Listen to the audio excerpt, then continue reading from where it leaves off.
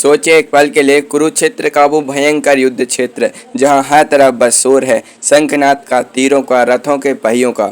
और उस शोर के बीच एक पल ऐसा आता है जो सब कुछ रोक देता है। अर्जुन और कर्ण के बीच युद्ध अपने चरम पर था। तभी एक तीर, बस एक तीर कर्ण को जा लगता है और उस एक क्षण में कर्ण का पूरा जीवन अपनी आंखों के सामने से गुजर जाता है। और तब कर्ण को एहसास होता है, मैं तो युद्ध के लिए तैयार ही नहीं था, मैं तो अपना रथ निकालने में लगा हुआ था, फिर यह कैसे हो गया। उस पल कर्ण को अपने कुछ कर्म याद आते हैं, अपने जीवन के वो सारे घाव याद आते हैं जो कभी भरे ही नहीं। और वो पुकारते हैं भगवान श्री कृष्ण को। और भगवान श्री कृष्ण वो आते हैं, कर्ण के पास आकर बैठ जाते हैं।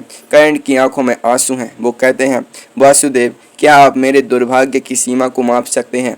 मैं सूर्यपुत्र कर्ण, जिसे संसार ने हमेशा राधे का पुत्र कहकर ही जाना।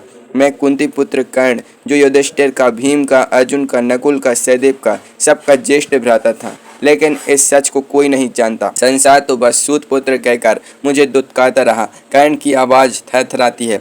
जन्म लेते ही माँ ने मुझे त्याग दिया, क्योंकि मेरा जन्म उनके विवाह से पहले हो गया था। लेकिन वासुदेव, इसमें मेरा क्या अपराध था। एक अवैध पुत्र के रूप में जन्म लेने का निर्णय तो मेरा था ही नहीं। बचपन बीता लोगों के तानों में, उनकी उपेक्षा में बड़ा हुआ तो शिक्षा लेनी चाहिए। किसी गुरु ने मुझे शिष्य बनाने से मना कर दिया। क्यों? क्योंकि मैं सूत पुत्र था। क्षत्रिय होते हुए भी मुझे क्षत्रिय नहीं माना गया। तब मैंने भगवान परशुराम से शिक्षा ली, छल करके नहीं, परंतु वो सत्य छुपा कर जरूर। और जब सत्य सामने आया तो उन्होंने मुझे विद्या तो नहीं छीनी, लेकिन श्राप दे दिया। श्राप भी कैसा कि जब मुझे उस विद्या की सबसे ज़्यादा ज़रूरत होगी, ठीक उसी पल मैं उसे भूल जाऊंगा।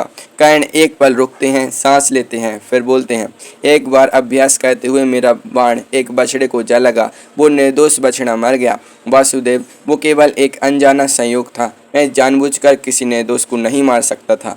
मैंने उस ब्राह्मण से क्षमा भी मांगी, लेकिन उन्होंने एक न सुनी। उन्होंने भी श्राप दे दिया कि मेरी मृत्यु भी ऐसे ही किसी असहाय क्षण में होगी, जब मुझे कोई आभास भी नहीं होगा। और वो दिन जब क्षत्रिय सभा में मैं अपना कौशल दिखाना चाहता था, मुझे वहाँ से भी धकेल दिया गया, सूतपुत्र कहकर। कर्ण की आवाज़ में एक अजीब सी थकान है। उस दिन यदि मेरे मित्र दुर्योधन ने मुझ पर दया ना दिखाई होती, मुझे अंगदेश का राजा ना बनाया होता, तो शायद मेरे हिस्से में बस अपमान ही आता। द्रौपदी के स्वयंवर में भी मुझे भाग नहीं लेने दिया गया, वहाँ भी सूतपुत्र का कलंक मेरे पीछे आया। तो आप ही बताइए वासुदेव, यदि इस जीवन में मुझे थोड़ा सा सम्मान मिला है, थोड़ा सा प्रेम मिला है, तो वो केवल दुर्योधन से मिला।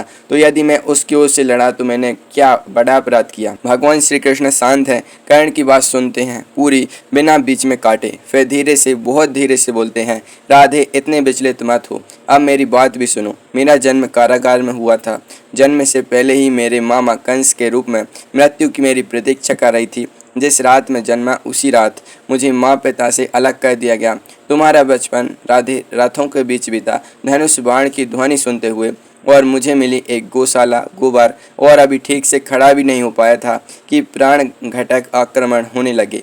कोई गुरु नहीं, कोई सोचने वाला नहीं, बस यह आरोप कि गोकुल पर जितने भी संकट आ रहे हैं, उसका कारण यह बालक ही है।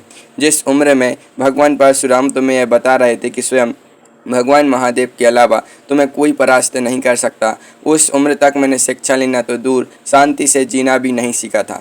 तुमने अपनी पसंद की कन्या से विवाह किया और मुझे जरासंध से बचाने के लिए पूरे गुरुकुल को, पूरे गांव को यमुना के किनारे से उठाकर दूर समुद्र के किनारे बसाना पड़ा, और उसके लिए रणभूमि छोड़नी पड़ी, और जिसके कारण मुझे रण छोड़ कहा गया। राधे, भगवान श्री कृष्ण एक पल रुकते हैं, फिर कहते हैं, और अंत में यदि दुर्योधन जीतता है तो श्रेय उसे मिलेगा, और यदि युधिष्ठिर जीतते हैं तो सारा दोष किस पर आएगा। लोग यही कहेंगे, इस वासुदेव के कारण ही महाभारत हुआ।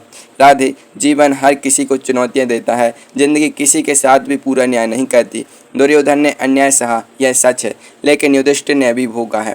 और सुनो राधे, इस संसार में शायद ही कोई ऐसा मनुष्य होगा जिसे यह न लगा हो कि उसकी समस्या सामने वाले की समस्या से बड़ी है, लेकिन यह सत्य नहीं होता। हर किसी की पीड़ा अपनी जगह पर बहुत बड़ी होती है, लेकिन इसका यह अर्थ नहीं कि हम गलत मार्ग पकड़कर अपनी समस्याओं का समाधान खोजें।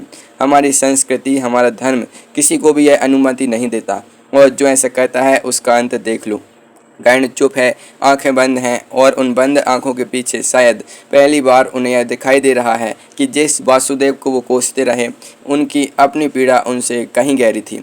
और उस एक एहसास से कर्ण को बहुत गहरी तृप्ति मिलती है, एक अजीब सी शांति, और उसी शांति में वो अपनी देह का त्याग कर पाते हैं। तो इस कथा से हम क्या लेकर जाएं अपने जीवन में? पहली बात, किसी की पीड़ा को छोटा मत आंको। यदि तुम में सामर्थ्य है तो उसे हल करने का प्रयत्न करो। इसमें उनका नहीं, तुम्हारा अपना भला है। जब हम दूसरों की समस्याओं में उतरते हैं तो एक संतोष मिलता है जो किसी और चीज़ से नहीं मिलता। दूसरी बात, अपने जीवन में एक लक्ष्य रखो, कोई एक ऐसा उद्देश्य जिसके पीछे तुम इतने तल्लीन हो जाओ कि संसार के बाकी दंश तुम्हें छू भी ना पाए। और तीसरी और शायद सबसे ज़रूरी बात यह है कि बिना वजह किसी का एहसान मत लो। कर्ण ने जानबूझकर कोई बुराई नहीं की, लेकिन दुर्योधन के एहसान तले दबकर यह जानते हुए भी कि वो गलत है, वो उसका साथ देते रहे और यही उनके पतन का कारण बना। एहसान का बोध मनुष्य को वहाँ ले जाता है जहाँ वो जाना नहीं चाहता।